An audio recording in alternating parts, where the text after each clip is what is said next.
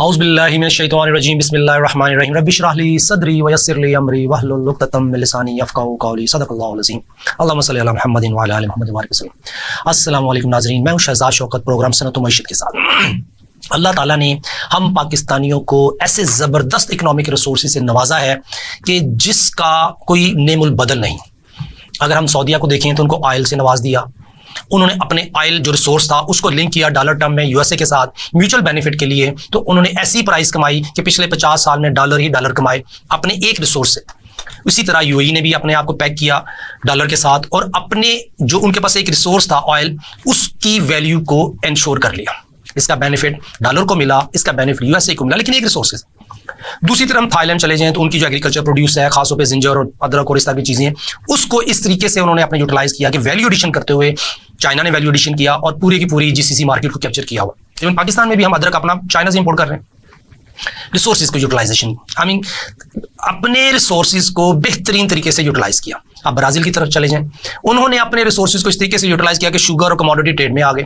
Ukraine या Russia की तरफ निकल जाएं तो उन्होंने भी ऑयल और गंदम की कटाई में दोनों अपने रिसोर्सेज को बेहतरीन तरीके से यूटिलाइज किया और इस वक्त बादशाह बने हुए अपनी अपनी मार्केट।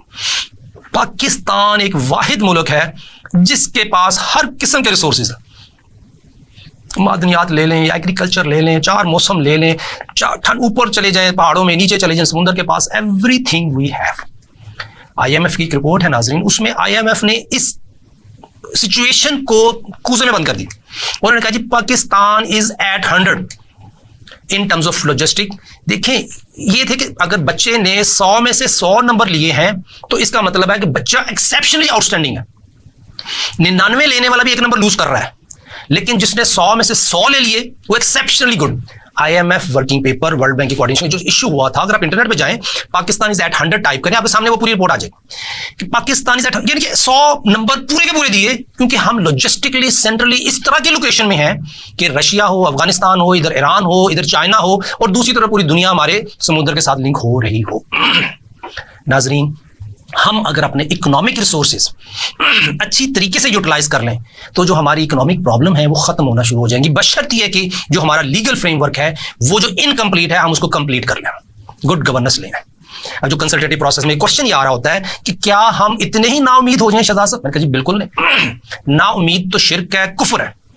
हम अपने रब की रहमत से नाउमीद नहीं है, लेकिन उसी वक्त जब हम अल्लाह से उम्मीद लगा रहे हो तो उस वक्त हमने पूरी कोशिश करनी है कि जो अल्लाह ने हमें रिसोर्सेज दिए हैं उसको बेहतरीन तरीके से यूटिलाइज किया जाए। उसकी यूटिलाइजेशन में पहला स्टेप तो नो डाउट लीगल फ्रेमवर्क जो हमारे उसमें कमियां हैं उसको पूरा किया जाए। पाकिस्तान इज एट 100, अगर आप इसको लेके चलें तो हम अपने जो रिसोर्सेज हैं उससे तो कमाएंगे ही कमाएंगे, लेकिन नाजरीन वो जो लॉजिस्टिक लोकेशन की वजह से हम कमाएंगे वो जबरदस्त किस्म की हमारी कमाई होगी, हमारे इनकम रिसोर्सेज बढ़ जाएंगे। क्योंकि जिस दिन हमारे इनकम रिसोर्सेज बढ़ेंगे उस दिन से हमारी सनत भी तरक्की करेगी, मईशत भी तरक्की करेगी।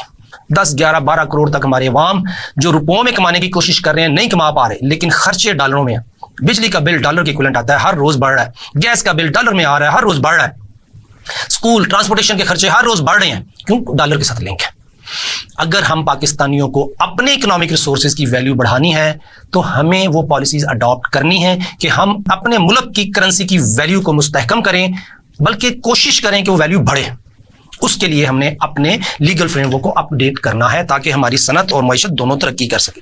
नाज़रीन, मैंने नवंबर 2, 2023 को चीफ जस्टिस ऑफ पाकिस्तान को लेटर लिखा था। उसमें मैंने कहा कि हमारी मईशत कमज़ोर, सनत कमज़ोर, और उसमें ये लिखा कि अनफॉर्चुनेटली मुझे ये बताना पड़ रहा है कि हम जो हमारा क्रंच सी सिचुएशन में है वो क्रैश की तरफ जा रहे हैं।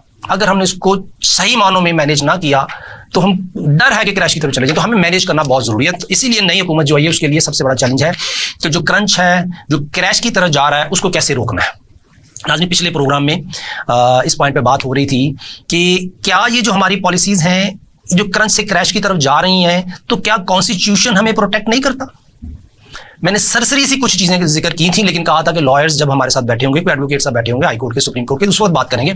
लेकिन चूंकि इस वक्त उस पॉइंट को मद्देनजर रखते हुए ये सवाल आए कि आप उसको सरसरी नहीं, उस थोड़ा सा हमें एक्सप्लेन करते हैं ताकि जब एडवोकेट साहब के साथ बैठे हों तो एक क्वेश्चन उनके जहन में हो कि क्या क्रंच से क्रैश की तरफ जाते हुए कॉन्स्टिट्यूशन हमें कोई राइट्स देता है।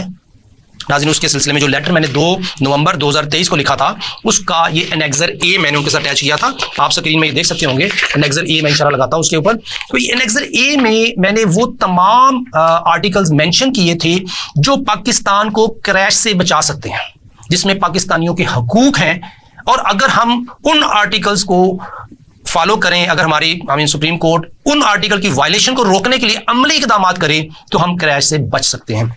इसमें नाज़रीन पहला आर्टिकल था आर्टिकल 3, पहले पॉइंट में लिखता हूं कि states shall ensure elimination of all forms of exploitation. अब देखें सिर्फ इस आर्टिकल 3 पे अमल दरामद हो जाए। हमारे एनर्जी सेक्टर में देखें एक्सप्लॉयटेशन ही एक्सप्लॉयटेशन। आज का बिल उठाएं तो आपको ये लगेगा कि 4 माह पहले जो बिजली का बिल दिया था उससे रिलेटेड भी 4-5 आ रहे हैं, तो परसेंटेज ले लें तो 20% उसके रिलेटेड भी कोई पेनल्टी ऐड हुई है। आज का बिल उठा लें, उसके ऊपर आप देखें कि किस तरीके से बिजली की कीमत तो 10,000 है, लेकिन अदर टैक्सेस और पुराने बिल डालें तो वो भी 10,000 के बराबर है। 100% एक्सप्लॉयटेशन। क्या कॉन्स्टिट्यूशन ने हमें इजाजत दी है कि एनर्जी सेक्टर में रहते हुए या तो आपका बिल आए 10,000 या आए 24,000? स्लैब चेंज हो गया तो आपका बिल डबल हो गया। ये एक्सप्लॉयटेशन नॉट ओनली पॉलिसीज में है, लेकिन इसी तरीके से जब एक कारोबारी आदमी काम कर रहा होता है उसको भी अवाम को एक्सप्लॉयट करना पड़ता है टू इंश्योर कि मैं सर्वाइव कर जाऊं। देखें उस दोस्त ने जिसने इंपोर्ट की हुई है, जिसने प्रोडक्शन की हुई है, अगर उसकी कॉस्ट 110 रुपए है और अगर वो 100 रुपए की बेचेगा तो वो नुकसान कर जाएगा। अगर वो 120 की बेचेगा तो टैक्स 10 रुपए पड़ेगा। अगर वो 130 की बेचेगा तो टैक्स भी पे कर सकता है, कुछ ना कुछ मुनाफा घर लेके जा सकता है। लेकिन कस्टमर ये कह रहा है कि मुझे ये चीज 100 की दो, 130 की ना दो। तो एक्सप्लॉयटेशन एक कारोबारी आदमी को करनी पड़ती है, या उसकी क्वालिटी को कम करना पड़ता है, या वो नाप तोल में डंडी मारता है ताकि जो 130 वाली चीज है वो कस्टमर को 100 रुपए में मिल सके। नाजरीन ये एक वो डंडी है जो कारोबारी आदमी खुशी से नहीं मार रहा। कारोबारी आदमी को टैक्स डिपार्टमेंट को खुश करना है, कारोबारी आदमी को गवर्नमेंट को खुश करना है, कारोबारी आदमी को अपने एम्प्लॉइज को सैलरी देनी है, कारोबारी आदमी को अपने बिजली के बिल जो उसको पता ही नहीं है कि 4 महीने बाद उस जो बिजली यूज कर ली, जिसका बिल पे कर दिया, उसके ऊपर कितना खमियाजा उसने पे करना है। ये सबसे बड़ी एक्सप्लॉयटेशन। नाज़रीन हम अपने एडवोकेट साहब जो यहाँ पे हमारे प्रोग्राम में साथ होंगे उनसे पूछेंगे कि आर्टिकल 3 की इंप्लीमेंटेशन कहां हो सकती है और हमारी सुप्रीम कोर्ट उसके ऊपर क्यों खामोश है। क्या वो हिस्सा है? वो भी एक स्टेट ऑर्गन है। क्या वो मिनिस्ट्री ऑफ फाइनेंस को प्रोटेक्ट कर रही है? क्या वो पाकिस्तान को प्रोटेक्ट कर रही है? हमें इस चीज के ऊपर इसलिए बात करनी है कि हम आने वाले वक्त में जो क्रैश हमारे सर पे खड़ा है उससे बच सकें। तो हमें सबसे पहला आर्टिकल 3 के तहत हमें ये देखना है कि किस किस जगह पे एक्सप्लॉयटेशन हो रही है पाकिस्तान में, कहां कहां पाकिस्तानियों के हकूक मारे जा रहे हैं और कौन कौन पाकिस्तानी एक ही वक्त में वो जालिम भी है और उसी वक्त में वो मजलूम भी है। एक तबका उसके ऊपर जुल्म कर रहा है और चूंकि उस पर जुल्म हो रहा है तो वो दूसरे तबके पे जुल्म कर रहा है। तो जालिम और मजलूम मखलूत तरीके से पाकिस्तान में काम कर रहे हैं, सिर्फ और सिर्फ इस वजह से कि एक्सप्लॉयटेशन हर लॉ में, हर पॉलिसी में, क्योंकि उसकी इनकम्प्लीट इनकंसिस्टेंट नेचर की वजह से है। लेकिन उसी खत में अगले पॉइंट में था article 4, protection of law is an inalienable right of every citizen. Protection of law क्या चीज है, हम सवाल करेंगे। एक लॉ किस तरीके से पाकिस्तानी को प्रोटेक्ट करता है, लेकिन वही लॉ अगर इनकम्प्लीट है तो किस तरीके से वो प्रोटेक्ट नहीं कर रहा। नाज़रीन ये वो सवाल हैं जिनके जवाबात जब हम अपने लॉयर भाइयों से करते हैं, जैसे यूनुस मियां साहब से किया था तो उन्होंने कहा था कि जो लॉ की प्रोटेक्शन है वो बेनिफिशरीज के लिए है। बेनिफिशरीज कौन है? जो सिस्टम के बेनिफिशरी वो जालिम लोग हैं। जालिम लोगों के लिए प्रोटेक्शन है, मजलूम लोगों के लिए प्रोटेक्शन नहीं है। नाज़रीन क्या ये लॉ कॉन्स्टिट्यूशन बेनिफिशरीज के लिए बना था, जालिमों के लिए बना था? क्या पाकिस्तानियों के लिए बना था? नाज़रीन अगर हमने क्रैश से बचना है तो हमें हर हाल में प्रोटेक्शन ऑफ लॉ चाहिए, लेकिन चूंकि लॉ इनकम्प्लीट है तो पहला स्टेप ये हो कि लॉ को कंप्लीट किया जाए ताकि हर पाकिस्तानी को प्रोटेक्शन मिल सके, ना कि बेनिफिशरीज को और जालिम लोगों को प्रोटेक्शन मिले जो कि कॉन्स्टिट्यूशन की प्रोटेक्शन में है, लॉ की प्रोटेक्शन में है और जुल्म किए जा रहे हैं और हम मखलूत हुए हुए हैं, जालिम भी हैं और मजलूम भी हैं एक ही वक्त में। तो इस सिस्टम से हमें निकलना है तो हम क्रैश से निकलेंगे। नाज़रीन अगला article 8, laws inconsistent or in derogation of fundamental rights are void. एक बिल्कुल जबरदस्त किस्म का आर्टिकल है आर्टिकल 8। कॉन्स्टिट्यूशन ने समझ लें कि फट्टे फेर दिया ये एक आर्टिकल ऐड करके कि इनकंसिस्टेंट मुतजाद एक ऐसा लॉ जो 2 मीनिंग दे रहा है, इंप्लीमेंटेशन कुछ, एग्जीक्यूशन कुछ, अंडरस्टैंडिंग कुछ, हकीकत कुछ और। सब्सटेंस में जो फंडामेंटल राइट्स हमारे मारे जा रहे हैं, जिस लॉ के तहत मारे जा रहे हैं वो लॉ वाइड है। मैं नहीं कह रहा, कॉन्स्टिट्यूशन कह रहा है। अब मसला ये कि साबित कौन करे कौन सा लॉ वाइड है कौन सा लॉ वाइड नहीं है। नाज़रीन, सबूत किसी के पास नहीं होता, लेकिन जो आउटकम है पॉलिसीज का वो साफ जाहिर है। एक भाई मुझे बहुत नाराजगी से उसने मेरे से फोन पे, स्टेट बैंक के ही रहे हैं वो पुराने, उन्होंने कहा कि जी आप ये किस तरीके से साबित कर सकते हैं कि ये लॉ वाइड है। मैंने कहा सर देखें, आप अगर किसी लॉ को देख लें, उसकी परफॉर्मेंस देख लें। अगर मैं state bank of Pakistan law act की बात करता हूं तो पहले परफॉर्मेंस क्या थी, आज के दिन हकीकत क्या है। तो हमने इसको इंशाल्लाह एक ब्रेक के बाद बात करते हैं इसी पॉइंट पे कि मुतजाद क्या है और ये कैसे है और क्यों और किस तरीके से साबित किया जा सकता है। मिलते हैं नाज़रीन ब्रेक के बाद। वेलकम नाज़रीन, शहजाद शौकत है, प्रोग्राम सनत व मईशत। हम बात कर रहे थे आर्टिकल 8 इनकंसिस्टेंट क्या है, मुतजाद क्या है, मुतजाद किस तरीके से काम अपना करता है कि काम हो भी रिजल्ट ना हो। हम कैसे साबित कर सकते हैं कि ये लॉ इनकंसिस्टेंट है। सर जो नाज़रीन मेरी हम्बल सजेशन है, हम्बल सबमिशन है कि जब कोई बच्चा क्लास में पढ़ नहीं रहा ना, तो उसका जो रिजल्ट आया है वो साफ साबित करता है कि इस बच्चे ने पढ़ा नहीं है तो फेल हो गया, क्योंकि उस पेपर पे उसकी परफॉर्मेंस लिखी हुई है। नाज़रीन सिंपल ये है कि परफॉर्मेंस देख लो। लॉ कहता है कि पाकिस्तान को खुशहाली की तरफ ले जाओ। अगर मैं स्टेट बैंक की बात करूं तो क्या वो खुशहाली आई पाकिस्तान में? हर बच्चे से बच्चा कहेगा कि हम खुशहाल नहीं है। दूसरी तरफ लॉ ये कहता है मॉनेटरी पॉलिसी जबरदस्त किस्म की हो ताकि पाकिस्तान के इकोनॉमिक रिसोर्सेज को यूटिलाइज किया जा सके। क्या पाकिस्तान के रिसोर्सेज को यूटिलाइज किया जा रहा है? पोर्ट यूएई को दे दी, एयरलाइन को प्राइवेटाइज कर रहे हैं, रेलवे को मसले मसाइल आए हुए हैं, जो स्टेट और ऑर्गन्स हैं, पीटीसीएल थी उसको प्राइवेटाइज कर दिया अपने सबसे बड़े क्लाइंट को। तो ये क्या हम इकोनॉमिक रिसोर्सेज को किस तरीके से हम डिस्ट्रॉय कर रहे हैं, मिसयूज कर रहे हैं, अब्यूज कर। सो स्टेट बैंक ऑफ पाकिस्तान क्या मॉनेटरी पॉलिसी सक्सेसफुल है? कौन सा पाकिस्तानी खुश है इस मॉनेटरी पॉलिसी से? प्राइस स्टेबल है पाकिस्तान में? अगर आप लॉ देख लें, क्योंकि वो इनकंसिस्टेंट है। लॉ ये कहता है कि इन्फ्लेशन के मुताबिक अगर कोई प्राइस इंक्रीज है तो वो ठीक है, और इन्फ्लेशन कौन क्रिएट कर रहा है? स्टेट बैंक खुद कर रहा है। सो इनकंसिस्टेंट इन नेचर इज कि खुशहाली लानी थी, बदहाली ले आए। हवा में जहाज में उड़ के हज करने जाना था, हमें हज करने नहीं ले गया जहाज, हमें जहाज यूरोप की तरफ ले गया। यूरोप में तो कोई हज नहीं है नाज़रीन हमारे, हम सॉरी, लेकिन हमारी पॉइंट ये है कि सबूत ये है कि कल आज से 50 साल पहले, 70 साल पहले हमारे पे 1 रुपया कर्जा था, आज हमारे पे 74,000 अरब कर्जा है। क्या ये सबूत नहीं है कि लॉ इनकंसिस्टेंट है? कभी हमारे 4 रुपए में $1 मिल जाता था, आज हमें 300 रुपए में $1 तकरीबन मिलता है, और ये अगर क्रैश की स्टेज आती है तो ये 400 रुपए में $1 मिलेगा। क्या ये सबूत काफी नहीं कि लॉ इनकंसिस्टेंट है? नाज़रीन तो आर्टिकल 8 ये है कि जो इनकंसिस्टेंट लॉ है वो वाइड है। कॉन्स्टिट्यूशन हमें ये हक देता है कि हम आवाज बुलंद करें कि ये कानून मुतजाद है, ये कानून एडवर्स परफॉर्मेंसेस दे रहा है। और क्यों दे रहा है? सबूत ये है कि हमें खुशहाली की बजाय बदहाली आ रही है, प्राइस स्टेबिलिटी की बजाय इन्फ्लेशन प्रमोट की जा रही है, और प्राइस स्टेबिलिटी की डेफिनेशन कुछ और कर दी जिसकी वजह से लीगल चंकी बाहर निकल गई। तो लीगली हम उस चीज को कैसे चैलेंज करें? अगर लॉ ये कहता है कि प्राइस स्टेबिलिटी की डेफिनेशन ये है कि जितनी इन्फ्लेशन है उतनी प्राइस ऊपर कर दो, ये प्राइस स्टेबल है। नाज़रीन ये इस तरह के मामलों में हमें देखना है कि किस तरीके से आर्टिकल 8 सुप्रीम कोर्ट इस चीज को उठाती है कि जो इनकंसिस्टेंट लॉज इनको वाइड करे ताकि मुल्क को क्रैश से बचाया जा सके।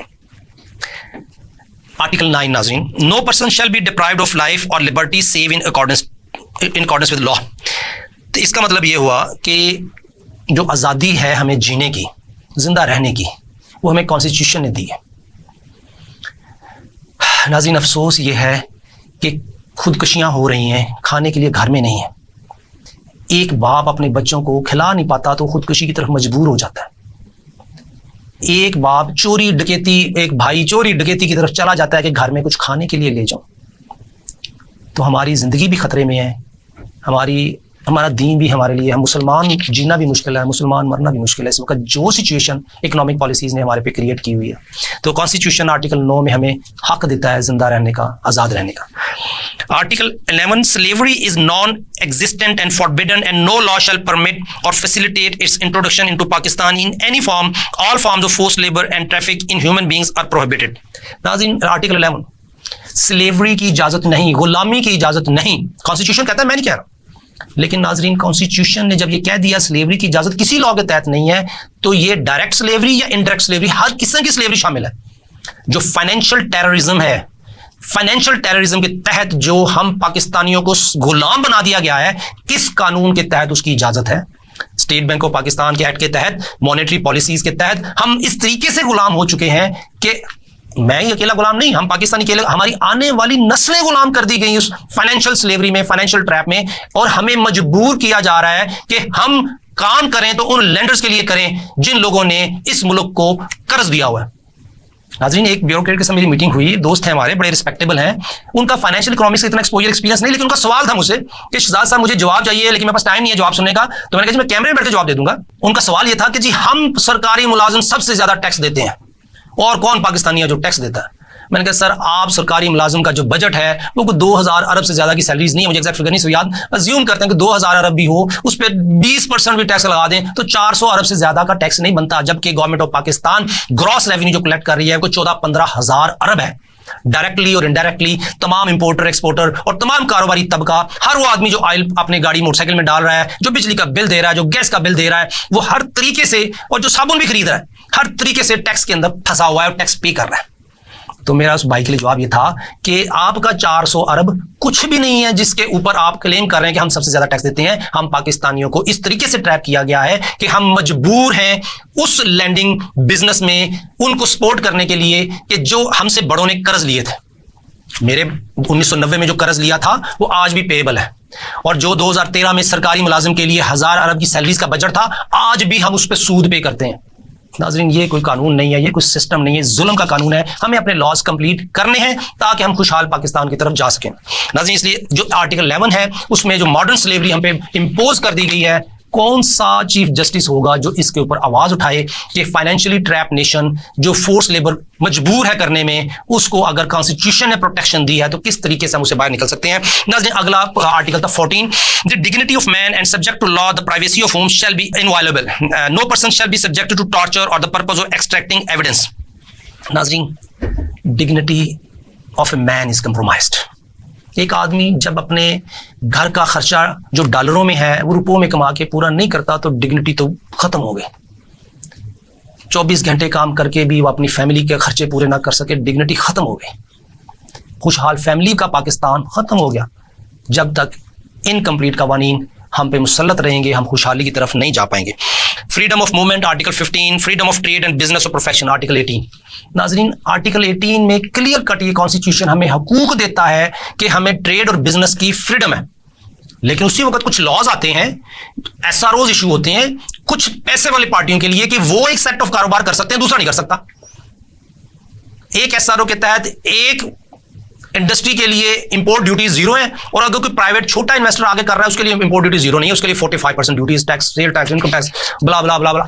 सो फ्रीडम ऑफ ट्रेड और प्रोफेशन इसलिए नहीं है कि हमारे कवानीन हमें उस तरीके से इजाजत ही नहीं देते कि हम काम करें। एक कानून दूसरी तरफ मारता है, दूसरा तीसरी तरफ मारता है, तीसरा चौथी तरफ मारता है। कभी चाइना से मुझे एक दोस्त का फोन आया कि यार हम पाकिस्तान में किस तरीके से काम करें, literally he was literally upset on, वो इस तरीके से वो उसकी एटीट्यूड, उसकी फ्रस्ट्रेशन थी कि अगर मैंने सैंपल के 2 यूनिट पाकिस्तान भिजवाए हैं इससे पहले कि मैं मेगा इन्वेस्टमेंट करूं, तो मुझे कस्टम वालों ने इस तरीके से रोल दिया है कि जी आप ये डॉक्यूमेंट लाइए, एंड पे ये कहा जी आपने पेमेंट कैसे की। हमने कहा जी हम पाकिस्तान में तो है ही नहीं, अभी तो हमने इन्वेस्टमेंट की ही नहीं पाकिस्तान में, ये तो एज इन्वेस्टमेंट पर्पज हम पाकिस्तान लेके आ रहे हैं।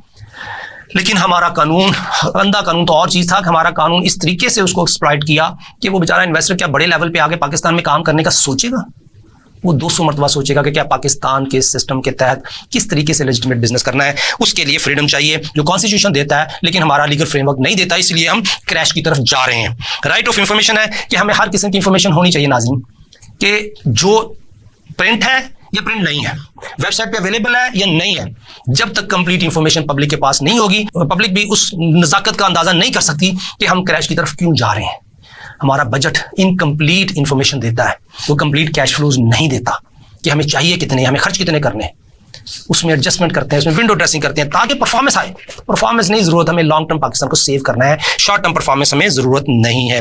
उसके बाद आर्टिकल्स आते हैं प्रिंसिपल ऑफ पॉलिसीज के, जिसमें कि डिफरेंट किस्म की राइट्स पाकिस्तानियों को दिए गए हैं, जो कि एक लंबी लिस्ट है, जो एडवोकेट साहब के साथ बैठेंगे हम बात करेंगे, क्योंकि प्रिंसिपल ऑफ पॉलिसीज एक ऐसा चैप्टर है जिसको ऐड तो कर दिया गया कॉन्स्टिट्यूशन में, साथ ही कुछ कवानीन, साथ ही कुछ जजमेंट्स ऐसी आ गई कि जी ये जुडिशियबल नहीं है, ये हम इसको गवर्नमेंट को कह नहीं सकते कि जी आप प्रिंसिपल ऑफ पॉलिसीज के तहत राइट्स पाकिस्तानियों को प्रोवाइड करें, क्योंकि जी रिसोर्सेज नहीं है। सर, अगर टेबल पे खाना नहीं है और हम ये कह रहे हैं कि बच्चों को खाना दिया जाए, तो हम समझते हैं कि टेबल पे खाना नहीं है तो बच्चों को नहीं मिल सकता। लेकिन जब ये काम हो रहा हो कि कल के दिन जो बच्चों ने खाना खाना है और आज के दिन टेबल पे उसको डिस्ट्रॉय कर दिया जाए, मिसमैनेजमेंट ऑफ रिसोर्सेज, इस तरीके से डिस्ट्रॉय कर दिए कल के बच्चों के लिए खाना ना बचे, तो ये लीगली, मुझे तो उसकी टर्म नहीं आती, जुडिशियबल है या जुडिशियल है, कि इसके ऊपर कोर्ट्स को आवाज उठानी चाहिए, सो मोटो एक्शन लेना चाहिए कि प्रिंसिपल ऑफ पॉलिसीज के तहत फंडामेंटल राइट्स एप्लीकेबल होंगे, चैलेंजेबल होंगे कोर्ट्स में, अगर वो गवर्नमेंट ऑफ पाकिस्तान, जो हमारे स्टेट ऑर्गन्स हैं, उन इकोनॉमिक रिसोर्सेज को डिस्ट्रॉय कर रहे हैं जिनकी वजह से कल हमारे बच्चों ने खाना खाना था। मैं मिसाल देता हूं नाज़रीन, एक घर है, उसका किराया आता है, अगर वो घर डिस्ट्रॉय कर देंगे तो आने वाले बच्चों को उसका किराया नहीं आएगा। सो सिचुएशन ये है कि उस घर को रेनोवेट कर देंगे तो आने वाले वक्त में किराया बेहतर आएगा, उस घर को बंजर कर देंगे आने वाले वक्त में किराया नहीं आएगा। सो प्रिंसिपल ऑफ पॉलिसीज के तहत जो फंडामेंटल राइट्स हैं, उसके तहत अगर हमारी पॉलिसीज आने वाली नस्लों के लिए इकोनॉमिक रिसोर्सेज को तबाह बर्बाद कर रही हैं, तो ये भी हमारी कोर्ट्स को देखना चाहिए कि किस तरीके से हम कौन से एक्शन लें, किस तरीके से लीगल फ्रेमवर्क को कंप्लीट करें कि हमारे इकोनॉमिक रिसोर्सेज तबाह बर्बाद होना बंद हो जाएं, बल्कि हमारे जो इकोनॉमिक रिसोर्सेज हैं लाइबिलिटी की बजाय एसेट बन जाएं। हमने अपने बच्चों को अगर हुनर दे दिया, पढ़ा दिया, अपॉर्चुनिटीज दे दी तो वो एसेट है, अगर हमने अपने बच्चों को बिगाड़ दिया तो वो लाइबिलिटी है, अगर हमने अपने रिसोर्सेज को बना लिया तो वो एसेट है, अगर हमने अपने रिसोर्सेज को बिगाड़ दिया तो वो लाइबिलिटी है। कॉन्स्टिट्यूशन में प्रिंसिपल ऑफ पॉलिसीज के तहत जो चैप्टर है वो क्लियर कट कहता है कि ये गवर्नमेंट ऑफ पाकिस्तान की जिम्मेदारी है। अब जब लेकिन गवर्नमेंट ऑफ पाकिस्तान अगर इकोनॉमिक रिसोर्सेज डिस्ट्रॉय कर रही है पॉलिसीज के तहत, तो उसके तहत किसी ना किसी को तो आवाज उठानी है ताकि हम जो क्रैश की तरफ बढ़ रहे हैं उससे बच सकें। नहीं, गवर्नमेंट शहबाज शरीफ साहब के लिए ये एक मुअद्दबाना गुजारिश है कि वो लीगल फ्रेमवर्क को कंप्लीट करने के लिए हंगामी बुनियादों पे स्टेप्स लें और ये जो आर्टिकल्स की वायलेशन हो रही है कॉन्स्टिट्यूशन के, उन वायलेशन से बाहर आए। चूंकि हमारे लीगल डिपार्टमेंट में जो इकोनॉमिस्ट हैं वो बहुत कम लॉयर्स हैं, मैं अब हाजिर हूं इस काम को एक्सप्लेन करने के लिए कि किस तरीके से एक्सप्लॉयटेशन बढ़ रही है। हमें अपने मुल्क को क्रैश से बचाना है तो लीगल फ्रेमवर्क को कंप्लीट करना है। नाज़रीन, इस सिलसिले में कोई सवाल हो, कोई जवाब हो तो आप हमें कमेंट कर सकते हैं, हमसे रब्ता कर सकते हैं, कंसल्टेटिव प्रोसेस का हिस्सा बन सकते हैं। You are more than welcome to be part of our programme. इंशाल्लाह अगले प्रोग्राम में मुलाकात होती है। अस्सलाम वालेकुम।